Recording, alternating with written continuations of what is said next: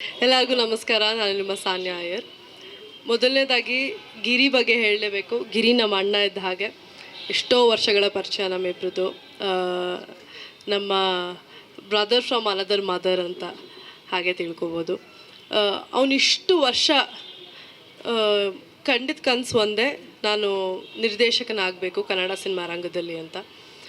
ಹಲವಾರು ಅವನೇ ಹೇಳ್ಕೊಂಡ ಹಾಗೆ ಹಲವಾರು ಪ್ರಾಜೆಕ್ಟ್ಸ್ಗಳನ್ನ ಮಾಡಿದ್ದಾನೆ. ತೆರೆ ಹಿಂದೆ ಜಾಸ್ತಿ ಕೆಲಸ ಮಾಡಿ ಇಷ್ಟು ವರ್ಷ ಗಳಿಸ್ಕೊಂಡಿರುವಂಥ ಎಕ್ಸ್ಪೀರಿಯನ್ಸ್ನ ಇವಾಗ ಸಂಪಿಗೆ ಮೂಲಕ ನಿಮ್ಮೆಲ್ಲರ ಮುಂದೆ ತರ್ತಾ ಇದ್ದಾನೆ.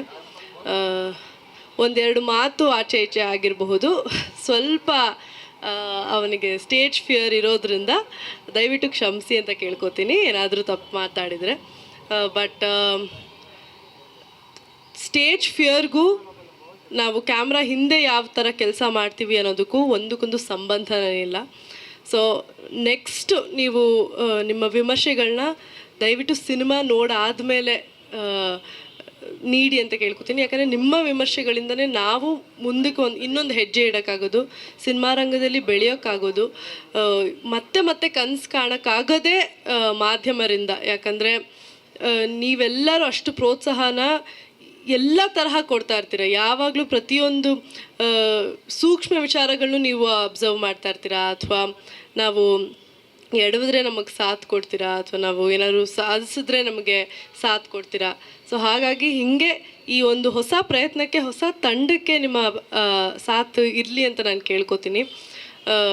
ಹೊಸ ತಂಡ ಆಗಿದ್ರೂ ಕೂಡ ಪ್ರತಿಯೊಬ್ಬರು ಹಲವಾರು ವರ್ಷಗಳದ ಎಕ್ಸ್ಪೀರಿಯನ್ಸನ್ನು ತರ್ತಾ ಇದ್ದಾರೆ ತೆರೆ ಮೇಲೆ ಅಂತಲೇ ಹೇಳ್ಬೋದು. ನಾನು ಇವತ್ತು ಇಲ್ಲಿ ಕೂತ್ಕೊಂಡು ಗಿರಿ ಬಗ್ಗೆ ಮಾತಾಡ್ತಾ ಇದ್ದೀನಿ ಅಂತಂದರೆ ನಂಗೆ ನಂಬೋದಕ್ಕೆ ಆಗ್ತಾಯಿಲ್ಲ. ಯಾಕಂದರೆ ನಾನು ಇಷ್ಟು ವರ್ಷ ನೋಡಿರೋದ್ರಿಂದ ಈಶಾನಿ ಅವರ ಮ್ಯೂಸಿಕ್ ವಿಡಿಯೋಸ್ ಆಗಿರಲಿ, ರಾಹುಲ್ ಡಿಟೋವಿ ಮ್ಯೂಸಿಕ್ ವಿಡಿಯೋಸ್ ಆಗಿರಲಿ, ಅಥವಾ ಏನೋ ಅಸಿಸ್ಟೆಂಟ್ ಅಸೋಸಿಯೇಟ್ ಡೈರೆಕ್ಟರ್ ಆಗಿ ಕೆಲಸ ಮಾಡಿರೋದಾಗಿರಲಿ, ಪ್ರತಿಯೊಂದೂ ನಾನು ನೋಡಿದ್ದೀನಿ. ಆದರೆ ನಾವೆಲ್ಲರೂ ಅವನಿಗೆ ಹುರಿದುಂಬಿಸ್ತಾ ಇದ್ವಿ, ನೀನು ಆಗಲೇಬೇಕು ಒಂದು ದಿವಸ ಅಂತ.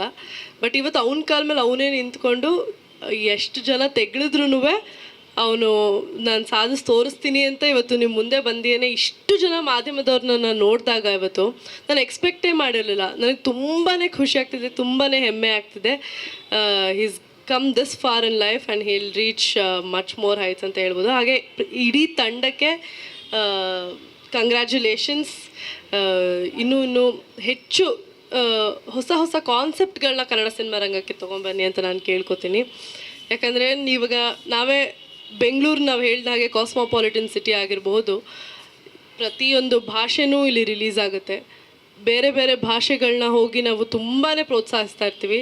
ಆದರೆ ನಮ್ಮದೇ ಆದ ಭಾಷೆಯಲ್ಲಿ, ನಮ್ಮ ಕನ್ನಡದಲ್ಲಿ ಒಂದು ಒಳ್ಳೆ ಕಾನ್ಸೆಪ್ಟ್ ಬಂದಾಗ ಅದನ್ನು ಥಿಯೇಟರ್ಗೆ ಹೋಗಿ ನಾವು ಸಪೋರ್ಟ್ ಮಾಡೋದೇ ಇಲ್ಲ ಯಾವತ್ತೂ.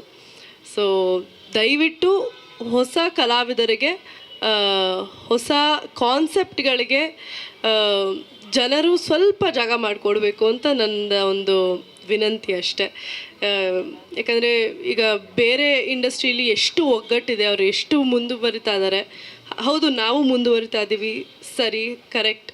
ಆದರೆ ದೊಡ್ಡವರು ಸಿನಿಮಾ ಮಾಡಿದಾಗ ಮಾತ್ರ ಎಲ್ಲೋ ಒಂದು ಕಡೆ ರಾಷ್ಟ್ರ ಮಟ್ಟದಲ್ಲಿ ಅಥವಾ ವರ್ಲ್ಡ್ ವೈಡ್ ಹೆಸರು ಮಾಡ್ತೀವಿ.